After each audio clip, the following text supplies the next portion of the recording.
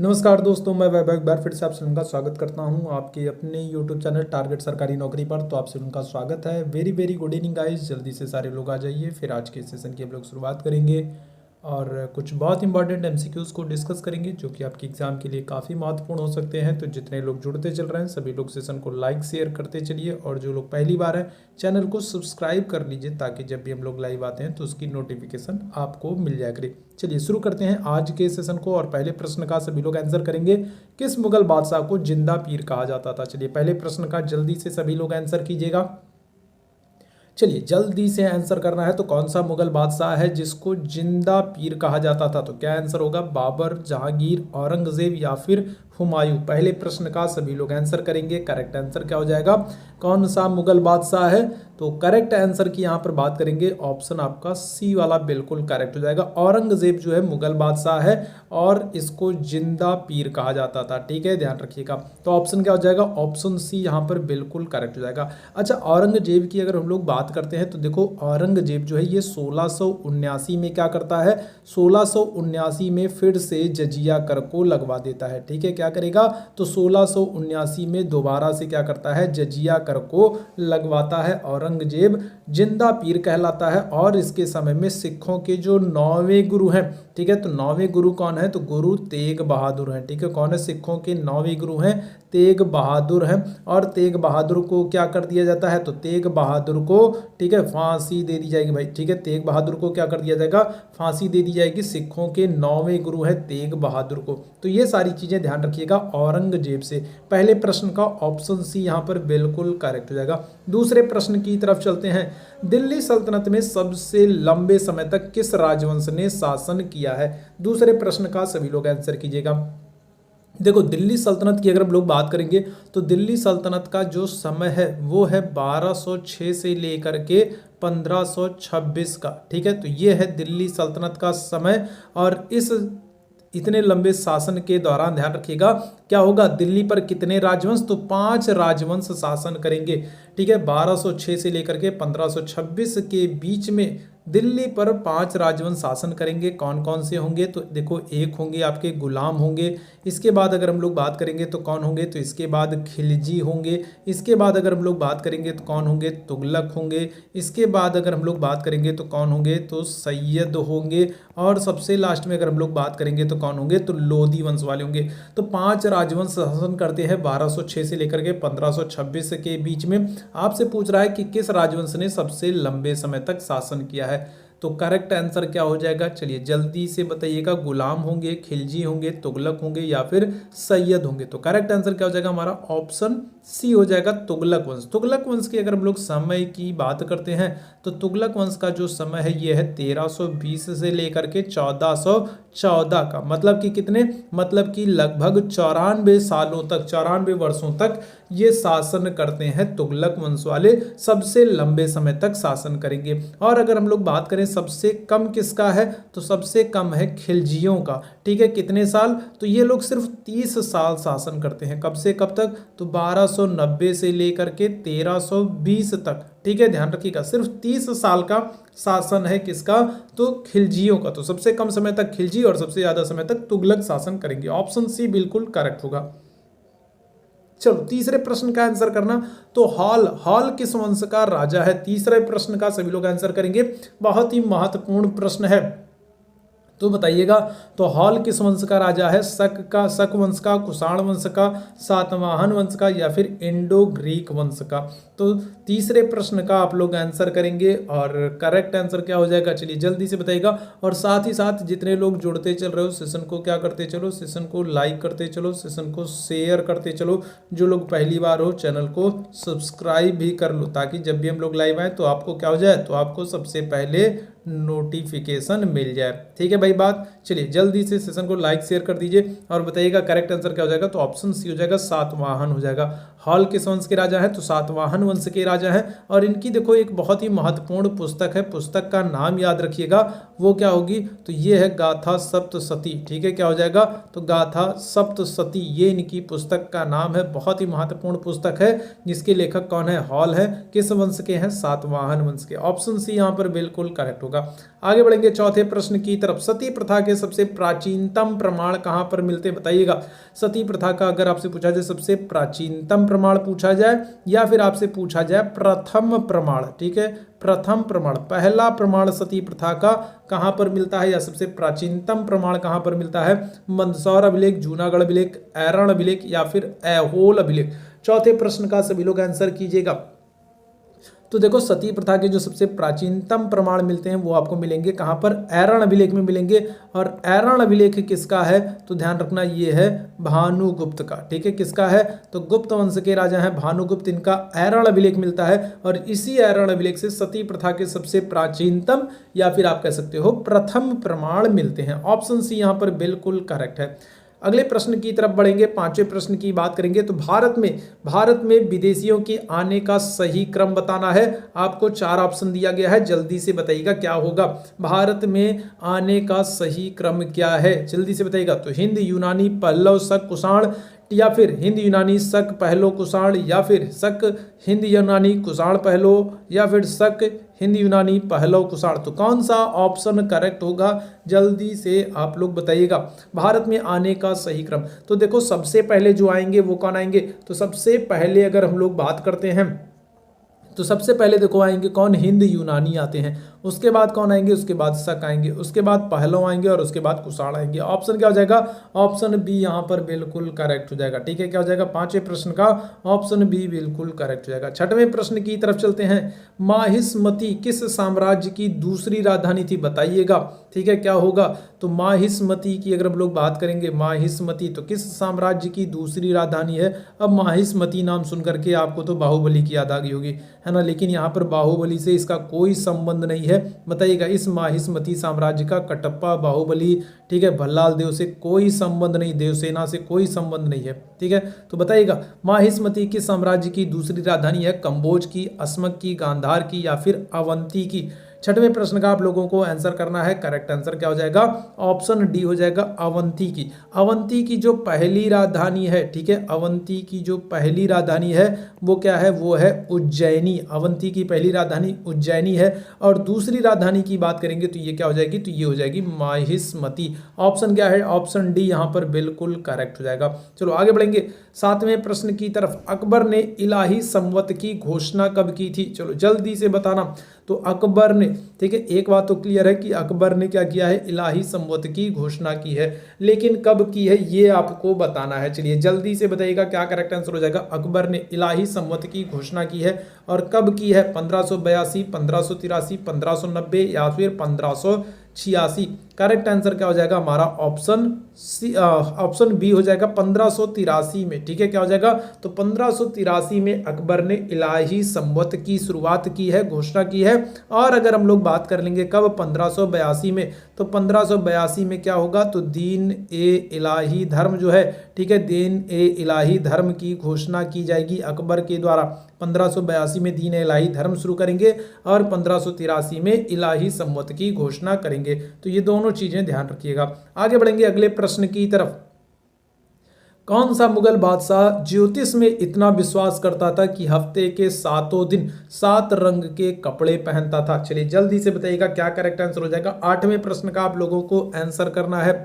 तो आज भी आप लोगों ने देखा होगा बहुत सारे ऐसे लोग हैं जो दिनों के हिसाब से कपड़े पहनते हैं, जैसे सोमवार को सफेद रंग के कपड़े पहनेंगे, रविवार को काले रंग के कपड़े पहनेंगे, ठीक है, बृहस्पतिवार को पीले रंग के कपड़े पहनेंगे। तो आज भी बहुत सारे लोग हैं जो इन सारी चीज़ों में विश्वास करते हैं और क्या करते हैं, और जो सप्ताह के दिन है दिनों के अनुसार लोग क्या करते हैं, कपड़े पहनते हैं। तो आज भी बहुत सारे ऐसे लोग हैं। यहाँ पर आपको मुगल बादशाह के बारे में बताना है, कौन सा मुगल बादशाह है जो ज्योतिष में इतना विश्वास करता था कि हफ्ते के 7 दिन 7 रंग के कपड़े पहनता था। बाबर, हुमायूं, अकबर या फिर जहांगीर। तो करेक्ट आंसर क्या हो जाएगा भाई, यहाँ पर अगर बात करते हैं तो ऑप्शन बी हो जाएंगे, हुमायूं हो जाएंगे, ठीक है। ज्योतिष में बहुत ज्यादा विश्वास करते थे, सारा काम ज्योतिष के हिसाब से करते थे, लेकिन उसके बाद भी ये क्या करेंगे, ये 2 युद्ध लड़ेंगे। कौन कौन सा, एक लड़ेंगे 1539 में चौसा का युद्ध, जो कि क्या होंगे, जो कि हार जाएंगे, ठीक है। क्या हो जाएंगे, हार जाएंगे, हो सकता है ज्योतिष के हिसाब से न लड़े रहे हो। दूसरा युद्ध क्या होगा, 1540 में होगा कन्नौज का युद्ध, ठीक है, कन्नौज या बेलग्राम जाम का युद्ध किसके साथ होगा, तो शेरशाह के साथ। दोनों ही युद्ध शेरशाह के साथ होते हैं और इस युद्ध में भी हार जाते हैं। ठीक है, ज्योतिष के हिसाब से कर रहे थे। देखो ज्योतिष बहुत सही चीज़ है, लेकिन सारी चीज़ें ज्योतिष या कर्म के हिसाब से, जो सारी चीज़ें आपके ज्योतिष या फिर आपके भाग्य के भरोसे नहीं होती, कुछ चीज़ें आपके कर्म पर भी निर्भर करती है ना। जैसे आप लोग कहते हो ना कि बहुत सारी चीज़ों को लेकर के आप लोग कहते हो कि अरे नसीब में होगा तो हो जाएगा, या फिर ऐसे किस्मत में नहीं था, ये नहीं था, वो नहीं था। तो किस्मत कुछ हद तक काम करती है, लेकिन आपकी मेहनत भी काम करती है ना। अगर आप सोचो कि बिना पढ़े आपका सिलेक्शन हो जाए तो ऐसा नहीं है। किस्मत तभी आपका साथ देगी जब आप कुछ पढ़ाई वढ़ाई करके जाओगे, तो तुक्का उक्का लगाओगे तो कुछ सही हो जाएगा। अब ऐसा नहीं है कि सब तुक्के भरोसे जाओ और सोचो सिलेक्शन हो जाए। चलिए अगले प्रश्न का आंसर कीजिएगा। चंदेरी का युद्ध किस वर्ष लड़ा गया था, तो 1526, 1528, 1529 या फिर 1533।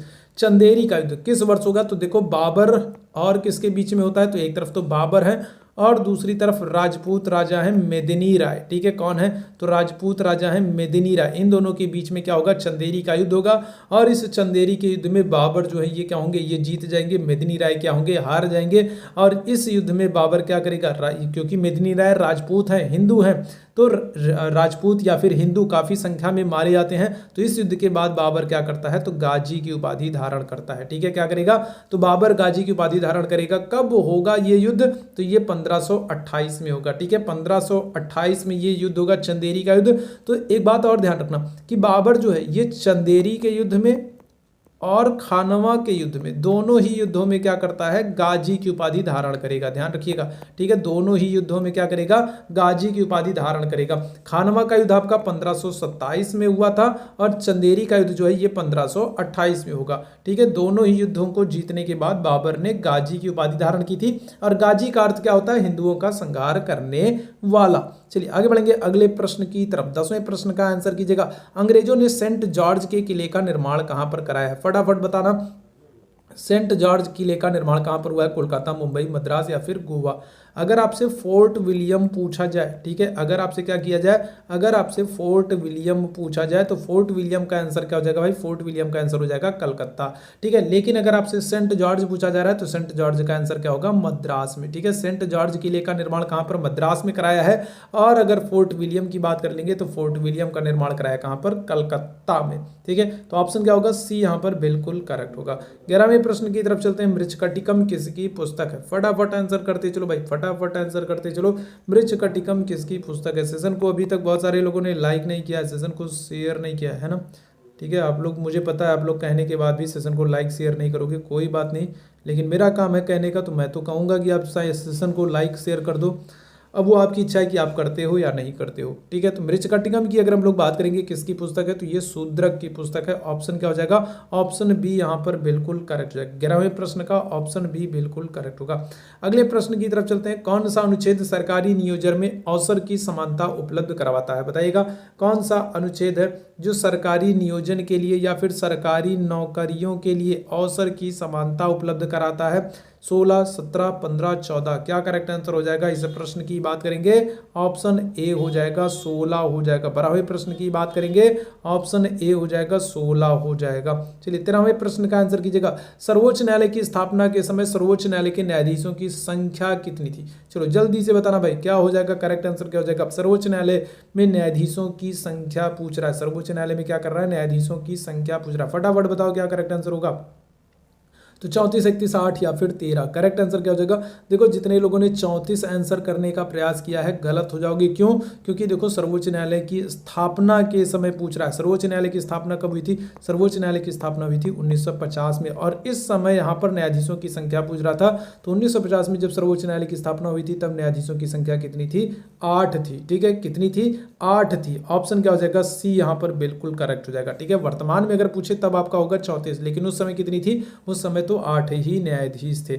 आगे बढ़ेंगे अगले प्रश्न की तरफ। 14वें प्रश्न का आंसर करना। महाधिवक्ता का प्रावधान किस अनुच्छेद में किया गया। महाधिवक्ता की बात हो रही है। महाधिवक्ता, महाधिवक्ता को हम लोग क्या कहते हैं भाई, महाधिवक्ता को हम लोग कहते हैं एडवोकेट जनरल कहते हैं, ठीक है, क्या करते हैं, एडवोकेट जनरल कहते हैं महाधिवक्ता को, ठीक है। और इसका प्रावधान किस अनुच्छेद में है, तो ऑप्शन डी हो जाएगा अनुच्छेद 165 के तहत, ठीक है। कहां पर, तो अनुच्छेद 165 के तहत महाधिवक्ता का प्रावधान किया गया। और ये राज्य का सर्वोच्च क्या होता है, राज्य का सर्वोच्च कानूनी अधिकारी होता है, विधिक अधिकारी होता है कौन, महाधिवक्ता। अनुच्छेद 165 के तहत प्रावधान किया गया है, एडवोकेट जनरल कहा जाता है। आगे बढ़ेंगे 15वें प्रश्न की तरफ। किस अनुच्छेद में संघ को हिंदी भाषा के प्रचार प्रसार के लिए निर्देश दिया गया है, तो कौन सा अनुच्छेद है जिसमें केंद्र को, संघ को हिंदी भाषा के प्रचार प्रसार के लिए निर्देश दिया गया है, 343, 344, 348 या फिर 351। जल्दी से सेशन को लाइक और शेयर कर दो भाई, जल्दी से सेशन को लाइक और शेयर कर दो। बताओ क्या करेक्ट आंसर हो जाएगा, ऑप्शन यहाँ पर हो जाएगा आपका डी, अनुच्छेद 351 के तहत, ठीक है। किसके तहत, तो अनुच्छेद 351 के तहत संघ को हिंदी भाषा के प्रचार प्रसार के लिए निर्देश दिया गया है। ऑप्शन डी यहाँ पर बिल्कुल करेक्ट हो जाएगा। आगे बढ़ेंगे 16वें प्रश्न की तरफ। किस एक्ट से गवर्नर जनरल को भारत का गवर्नर जनरल बना दिया गया, 16वें प्रश्न का आंसर कीजिएगा, बहुत महत्वपूर्ण प्रश्न है और कई बार एग्जाम में पूछा गया प्रश्न है। किस एक्ट से गवर्नर जनरल को भारत का गवर्नर जनरल बना दिया गया, तो 73 का एक्ट, 1833, 1858 या फिर 1935 का एक्ट। चलिए जल्दी से बताइएगा, तो किस एक्ट से गवर्नर जनरल को भारत का गवर्नर जनरल बना दिया गया है, तो करेक्ट आंसर क्या हो जाएगा, चलिए जल्दी से बताइएगा, करेक्ट आंसर हो जाएगा आपका ऑप्शन बी, 1833 के एक्ट से जो बंगाल का गवर्नर जनरल होता था उसको क्या कर दिया गया है, भारत का गवर्नर जनरल बना दिया गया। और जो सबसे पहले गवर्नर जनरल बनेंगे वो कौन होंगे, तो वो होंगे आपके विलियम बेंटिक होंगे, ठीक है। कौन होंगे, तो विलियम बेंटिक जो हैं ये भारत के पहले गवर्नर जनरल बनते हैं। किस एक्ट से बनेंगे, 1833 के एक्ट से बनेंगे। ऑप्शन क्या होगा, बी बिल्कुल करेक्ट होगा। 17वें प्रश्न का आंसर कीजिएगा, अगस्त प्रस्ताव किस वर्ष आया था, चलो जल्दी से बताना भाई, अगस्त प्रस्ताव किस वर्ष आया था। करेक्ट आंसर क्या होगा, 1940, 1946, 1943 या फिर 1944। अगस्त प्रस्ताव की बात करेंगे तो देखो ये किसके समय में आया है, तो ये आया है आपका किसके समय में, ये आया है लिनलिथगो के समय में, ठीक है। किसके समय में आया है, तो लॉर्ड लिनलिथगो के समय में आया है, ठीक है। लॉर्ड लिनलिथगो के समय में आया है अगस्त प्रस्ताव। वर्ष पूछा जाएगा क्या होगा, तो ऑप्शन आपका ए हो जाएगा 1940 में, ठीक है। कब आया है, तो 1940 में अगस्त प्रस्ताव आया है लॉर्ड लिनलिथगो के समय में। आगे बढ़ेंगे 18वें प्रश्न का आंसर कीजिएगा, अजंता की गुफाओं का निर्माण किस काल में हुआ है, ठीक है। तो अजंता की गुफाएं आपने नाम सुना होगा, अजंता की गुफा, एलोरा की गुफा, इस तरीके से सुना होगा। तो अजंता की गुफाओं का निर्माण किस काल में हुआ है, मौर्य काल, कुषाण काल, गुप्त काल या फिर सातवाहन काल। चलिए फटाफट आंसर कीजिएगा, 18वें प्रश्न की बात करेंगे। करेक्ट आंसर क्या हो जाएगा आपका, गुप्त काल हो जाएगा, ठीक है। ऑप्शन सी बिल्कुल करेक्ट होगा। 19वें प्रश्न का आंसर कीजिएगा, ललित कला अकादमी की स्थापना किस वर्ष हुई है, 1956, 1953, 1954 या फिर 1952। ललित कला अकादमी की बात हो रही है, स्थापना किस वर्ष हुई है, 1956, 53, 54, 52। करेक्ट आंसर क्या हो जाएगा, तो ऑप्शन यहाँ पर हो जाएगा आपका क्या होगा भाई, ऑप्शन सी होगा, 1954 में ललित कला अकादमी की स्थापना हुई है। 20वें प्रश्न का आंसर कीजिएगा, आगरा का किला विश्व विरासत स्थल में कब शामिल हुआ है, चलिए बताइएगा। तो आगरा के किले को विश्व विरासत स्थल में कब शामिल किया गया, 1985, 1989, 1983 या फिर 1980। आगरा की अगर लोग बात करेंगे तो आगरा जो है ये कहाँ पर है, तो ये यमुना नदी के किनारे है, ठीक है। कहाँ पर है, तो आगरा जो है ये यमुना नदी के किनारे है। आगरा की स्थापना कब हुई थी, 1504 में हुई थी।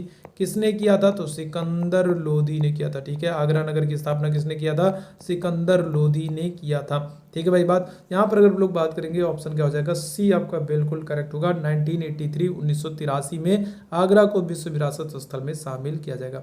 अगले प्रश्न का आंसर कीजिएगा, नागरिकता की समाप्ति कितने तरीकों से हो सकती है, तो 2, 4, 3 या फिर 5। नागरिकता अगर हम लोग बात करें तो कहाँ से लिया गया है, तो यूके आप कह सकते हो, आप क्या कर सकते हो, आप ब्रिटेन कह सकते हो, ठीक है। आप क्या कर सकते हो, ब्रिटेन कह सकते हो, आप क्या कर सकते हो, इंग्लैंड कह सकते हो, इंग्लैंड, यूके या फिर ब्रिटेन से नागरिकता को लिया गया है। नागरिकता का स्वरूप क्या है, तो एकल नागरिकता है। किस भाग में है, भाग की बात करेंगे 2 में है। अनुच्छेद की बात करेंगे कहाँ से कहाँ तक, तो अनुच्छेद 5 से 11 के बीच में भाग 2 में नागरिकता का प्रावधान है। इंग्लैंड, ब्रिटेन या फिर यूके के संविधान से लिया गया है, एकल नागरिकता स्वरूप है। और क्या हो जाएगा भाई, कितने तरीकों से नागरिकता समाप्त हो सकती है, तो ध्यान रखना 3 तरीकों से नागरिकता समाप्त हो सकती है। एक तो ये कि आप स्वेच्छा से छोड़ दो, दूसरा ये कि आपसे नागरिकता छीन ली जाए, तीसरा ये कि आप किसी अन्य देश की नागरिकता ले लो। तो 3 तरीकों से नागरिकता आपकी समाप्त हो सकती है। आगे बढ़ेंगे अगले प्रश्न की तरफ। राज्य पुनर्गठन आयोग के अध्यक्ष कौन थे? तो देखो ये राज्य पुनर्गठन आयोग पूछ रहा है। ये जो आयोग है इसका गठन कब होगा? इसका गठन होगा 1953 में राज्य पुनर्गठन आयोग बनेगा। और इसके अध्यक्ष कौन थे? सरदार पटेल, बी.आर. अम्बेडकर, फजल अली या फिर जवाहरलाल नेहरू। 22वें प्रश्न की बात करेंगे, करेक्ट आंसर क्या हो जाएंगे हमारे? ऑप्शन सी हो जाएंगे, फजल अली हो जाएंगे। ठीक है, राज्य पुनर्गठन आयोग के अध्यक्ष कौन है? तो ये हमारे फजल अली हो जाएंगे। राज्य पुनर्गठन आयोग का गठन किया जाएगा कब? 1953 में। और भाषा के आधार पर गठित होने वाला जो पहला राज्य हमारा होगा ये कौन होगा? तो ये हमारा होगा आंध्र प्रदेश। ठीक है, आंध्र प्रदेश पहला राज्य जो भाषा के आधार पर गठित होगा। चलिए आगे बढ़ेंगे अगले प्रश्न की तरफ। 23वें प्रश्न का आंसर कीजिएगा, विधवा पुनर्विवाह अधिनियम किस वर्ष पास हुआ था? तो क्या करेक्ट आंसर होगा? विधवा पुनर्विवाह अधिनियम की बात हो रही है। चलिए जल्दी से बताएगा, तो ये किसके समय में पास होगा? देखो ये पास होता है कैनिंग के समय में। ठीक है, किसके समय में? तो लॉर्ड कैनिंग के समय में पास होगा। कब होगा? 1833, 43, 29 या फिर 56। 23वें प्रश्न का जल्दी से सभी लोग आंसर करना। करेक्ट आंसर क्या हो जाएगा हमारा? ऑप्शन डी हो जाएगा 1856 में। किसके प्रयासों से? तो ईश्वर चंद्र विद्यासागर है। ठीक है, कौन है? तो ईश्वर चंद्र विद्यासागर है। इनके प्रयासों से 1856 में लॉर्ड कैनिंग के समय में विधवा पुनर्विवाह अधिनियम पास होगा। ऑप्शन डी यहाँ पर बिल्कुल करेक्ट हो जाएगा। चलिए 24वें प्रश्न की बात करेंगे, केंद्रीय सतर्कता आयोग के अध्यक्ष का कार्यकाल कितना होता है? 3 वर्ष होता है, 4 वर्ष 65 वर्ष होता है, 5 वर्ष 65 वर्ष होता है, 6 वर्ष 65 वर्ष होता है। क्या पूछ रहा है भाई आपसे? केंद्रीय सतर्कता आयोग के अध्यक्ष का कार्यकाल पूछ रहा है। 24वें प्रश्न का जल्दी से सभी लोग आंसर कीजिएगा। और जो लोग बाद में जुड़े हैं, जितने लोगों ने सेशन को लाइक नहीं किया है, सेशन को शेयर नहीं किया है, तो सेशन को एक बार अगर आप लोगों को लगता है शेयर करना चाहिए तो बिल्कुल आप लोग शेयर कर दें, स्वतंत्र हैं। और अगर नहीं लगता है नहीं करना चाहिए तो बिल्कुल ना करें, कोई बात नहीं, उसके लिए भी आप बिल्कुल स्वतंत्र हैं। ऑप्शन यहाँ पर बी बिल्कुल करेक्ट हो जाएगा, 4 वर्ष या 65 वर्ष। ऑप्शन क्या हो जाएगा? बी आपका बिल्कुल करेक्ट हो जाएगा, 4 वर्ष या 65 वर्ष। 25वें प्रश्न का आंसर कीजिएगा, महाराष्ट्र एवं गुजरात का उल्लेख किस अनुच्छेद में है? चलिए जल्दी से बताइएगा। 25वें प्रश्न का आंसर कीजिएगा, महाराष्ट्र एवं गुजरात का उल्लेख। तो अनुच्छेद 370, 371, 371 का या फिर 371 का महाराष्ट्र एवं गुजरात। अच्छा, अगर हम लोग बात करें भाषा के आधार पर महाराष्ट्र एवं गुजरात का विभाजन कब होगा? तो 1960 में। ठीक है, 1960 में भाषा के आधार पर महाराष्ट्र एवं गुजरात को अलग कर दिया जाएगा। महाराष्ट्र में मराठी और गुजरात में गुजराती भाषा बोलने वाले थे, तो भाषा के आधार पर 1960 में इनका विभाजन हो जाएगा।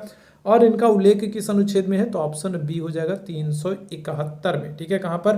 तो ऑप्शन बी बिल्कुल करेक्ट होगा, 371 में। आगे बढ़ेंगे अगले प्रश्न की तरफ। 26वें प्रश्न का आंसर कीजिएगा, भारत का राष्ट्रीय विरासत पशु कौन है? चलिए बताइएगा। 26वें प्रश्न का आंसर कीजिएगा, भारत का राष्ट्रीय विरासत पशु कौन है? बाघ है, हाथी है, गैंडा है या फिर डॉल्फिन है? क्या हो जाएगा?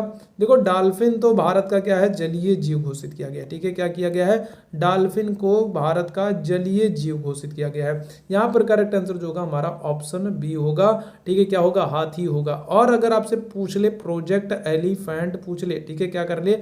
आपसे प्रोजेक्ट एलिफेंट पूछ ले तो ये कब आया था? तो ध्यान रखना 1992 में। ठीक है, प्रोजेक्ट एलिफेंट कब आया था? तो 1992 में आया था, 1992 में आया था। चलो आगे बढ़ेंगे अगले प्रश्न की तरफ। 27वें प्रश्न का आंसर करना, एनजीटी नेशनल ग्रीन ट्रिब्यूनल की स्थापना किस वर्ष हुई है? एनजीटी की स्थापना किस वर्ष हुई है? 2001, 2005, 2008, 2010। जल्दी से 27वें प्रश्न का सभी लोग आंसर करेंगे, एनजीटी की स्थापना किस वर्ष हुई है? चलो जल्दी से आंसर करते चलो भैया लोग, जल्दी से आंसर करते चलो। करेक्ट आंसर क्या हो जाएगा? एनजीटी की जो स्थापना है ये किस वर्ष हुई है? तो ये हो जाएगा हमारा ऑप्शन डी हो जाएगा, 2010 हो जाएगा। ठीक है, क्या हो जाएगा? तो 2010 में एनजीटी की स्थापना हुई है। आगे बढ़ेंगे अगले प्रश्न की तरफ। आर्थिक रूप से पिछड़े वर्ग के लिए 10% आरक्षण का प्रावधान किस संशोधन से किया गया है? चलिए जल्दी से बताइएगा। प्रश्न आपसे क्या कह रहा है कि जो ईडब्ल्यूएस है, इकोनॉमिक वीकर सेक्शन वाले हैं, ईडब्ल्यूएस वाले हैं, इनको क्या किया गया? आर्थिक रूप से पिछड़े वाले हैं तो इनको 10% आरक्षण दिया गया है। प्रावधान किस संशोधन से किया गया है? 100, 101, 102, 103। चलिए 28वें प्रश्न का जल्दी से आंसर कीजिएगा। करेक्ट आंसर क्या हो जाएगा? चलिए जल्दी से आप लोग बताएंगे। तो जल्दी से आप लोग बताएंगे करेक्ट आंसर क्या हो जाएगा, हमारा ऑप्शन डी हो जाएगा, 103 हो जाएंगे। ठीक है, क्या हो जाएंगे, तो आर्थिक रूप से पिछड़े वर्ग के लिए 10% आरक्षण का जो प्रावधान है ये कहां पर किया गया है, तो ये किया गया है 103वें संविधान संशोधन के द्वारा। चलो आगे बढ़ेंगे अगले प्रश्न की तरफ। 29वें प्रश्न का आंसर करना, इरेबस ज्वालामुखी कहां पर है। चलो जल्दी से बताना, इरेबस ज्वालामुखी कहां पर है, तो यूरोप में, अफ्रीका में, अंटार्कटिका में या फिर एशिया में। चलो जल्दी से बताना भाई, तो इरेबस ज्वालामुखी की बात हो रही है, तो ये कहां पर है, यूरोप में, अफ्रीका में, अंटार्कटिका में या फिर एशिया में। करेक्ट आंसर क्या हो जाएगा, हमारा अंटार्कटिका हो जाएगा। ठीक है, क्या हो जाएगा, तो अब करेक्ट आंसर जो हो जाएगा ये हमारा अंटार्कटिका हो जाएगा। आगे बढ़ेंगे 30वें प्रश्न की तरफ। टी बोर्ड ऑफ इंडिया का मुख्य कार्यालय कहां पर है, चलिए बताइएगा। टी बोर्ड ऑफ इंडिया का मुख्य कार्यालय कहां पर है, दार्जिलिंग में है, नई दिल्ली है, कोलकाता है या फिर कोच्चि है। चलो जल्दी से सारे लोग बताना भाई, टी बोर्ड ऑफ इंडिया। ठीक है, तो टी बोर्ड ऑफ इंडिया का मुख्यालय कहां पर हो जाएगा, करेक्ट आंसर हो जाएगा हमारा ऑप्शन सी, कोलकाता। ठीक है, ऑप्शन सी जितने लोग आंसर कर रहे हो बिल्कुल करेक्ट हो। आगे बढ़ते हैं 31वें प्रश्न की तरफ। सुपरसोनिक स्पीड मापने की यूनिट क्या है। ठीक है, आपने सुना होगा सुपरसोनिक विमान है, तो जो ये सुपरसोनिक विमान है, ठीक है, तो जो ये कितनी गति से उड़ रहे हैं, 400 किलोमीटर प्रति घंटे, 500 किलोमीटर प्रति घंटे, है ना, जो आप पढ़ते हो भाई। तो ये जो सुपरसोनिक स्पीड जो ये है विमान जो है, इनकी स्पीड हम लोग किस यूनिट में मापते हैं, रेक्टर, नॉट, हार्ड, मैक। क्या हो जाएगा करेक्ट आंसर, जल्दी से बताना क्या हो जाएगा, जल्दी से सारे लोग बताओ। सुपरसोनिक स्पीड मापने की यूनिट क्या है, करेक्ट आंसर हमारा हो जाएगा ऑप्शन डी, मैक। ठीक है, क्या हो जाएगा, तो मैक हो जाएगा ऑप्शन डी। 32वें प्रश्न की तरफ चलते हैं। विद्युत मोटर किस सिद्धांत के अनुसार काम करता है, विद्युत मोटर। 32वें प्रश्न का आंसर करना, विद्युत मोटर किस सिद्धांत के अनुसार काम करता है, फैराडे, ओम, फ्लेमिंग या फिर लेंज। चलो जल्दी से 32वें प्रश्न का आंसर करना भाई, फटाफट आंसर करना। करेक्ट आंसर क्या हो जाएगा, तो ऑप्शन ए हो जाएगा, फैराडे। ठीक है, क्या हो जाएगा, तो ऑप्शन ए हमारा बिल्कुल करेक्ट हो जाएगा, ऑप्शन ए, फैराडे। चलो 33वें प्रश्न की तरफ चलते हैं। महिलाओं को मत देने का अधिकार देने वाला देश कौन बना है, कौन सा देश है जो सबसे पहले महिलाओं को क्या करेगा, मत देने का अधिकार देगा, वोटिंग राइट्स देता है, अमेरिका, इंग्लैंड, न्यूजीलैंड या फिर फ्रांस। तो कौन सा देश है जिसने महिलाओं को सबसे पहले वोटिंग राइट्स दिए हैं। 33वें प्रश्न का आंसर करना है, करेक्ट आंसर क्या हो जाएगा, ऑप्शन सी हो जाएगा, न्यूजीलैंड हो जाएगा। और अगर हम लोग बात करेंगे भारत में महिलाओं को जो वोट देने का अधिकार है ये कहाँ से मिलेगा, तो ये 1919 के एक्ट से दिया जाएगा। भारत में महिलाओं को वोट देने का जो अधिकार है ये कहाँ से दिया जाएगा, 1919 के एक्ट से दिया जाएगा। ठीक है, चलो आगे बढ़ते हैं 34वें प्रश्न की तरफ। पीसा की झुकी हुई मीनार किस देश में स्थित है, तो देखो दुनिया के 7 अजूबों में से इसे भी एक अजूबा माना जाता है, पीसा की झुकी हुई मीनार। और ये किस देश में स्थित है, फ्रांस, इंग्लैंड, इटली या फिर स्पेन। 34वें प्रश्न का आप लोगों को आंसर करना है।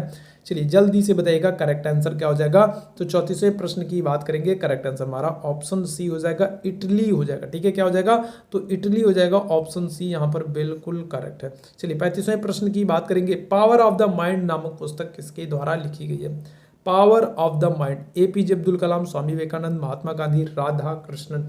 35वें प्रश्न का सभी लोग आंसर करेंगे, करेक्ट आंसर क्या हो जाएगा, पावर ऑफ द माइंड नामक पुस्तक जो है ये स्वामी विवेकानंद के द्वारा लिखी गई है। ऑप्शन क्या हो जाएगा, बी यहाँ पर बिल्कुल करेक्ट हो जाएगा।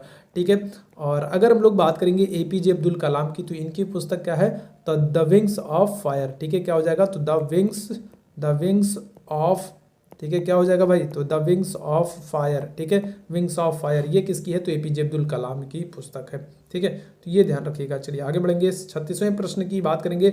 वाटर लिली किस देश का राष्ट्रीय चिन्ह है, वाटर लिली। चलो जल्दी से बताना भाई, तो वाटर लिली किस देश का है, जापान का, पाकिस्तान का, तुर्की का या फिर बांग्लादेश का। देखो पाकिस्तान की बात करेंगे तो पाकिस्तान का तो चमेली है ना, क्या है, तो पाकिस्तान का चमेली। और चमेली पर तो आपने बहुत सारे सुने होंगे ना, गंगू तेली और क्या कैसे कैसे करके जो भी होगा। चलिए ठीक है ना, पाकिस्तान के बारे में बात नहीं करेंगे हम लोग। तो यहाँ पर करेक्ट आंसर क्या हो जाएगा, हमारा ऑप्शन डी हो जाएगा, बांग्लादेश हो जाएगा। ठीक है, क्या हो जाएगा, तो वाटर लिली जो है ये क्या हो जाएगा, तो ये बांग्लादेश का राष्ट्रीय चिन्ह है। और बांग्लादेश की बात करेंगे तो ये 4096 किलोमीटर की भारत के साथ सीमा बनाता है। ठीक है, कितने की बनाता है, तो अगर हम लोग बात करेंगे बांग्लादेश की, तो 4096 किलोमीटर की सीमा बनाता है और भारत के साथ सबसे लंबी स्थलीय सीमा बनाता है। कौन, बांग्लादेश बनाता है। तो ऑप्शन डी यहाँ पर बिल्कुल करेक्ट हो जाएगा।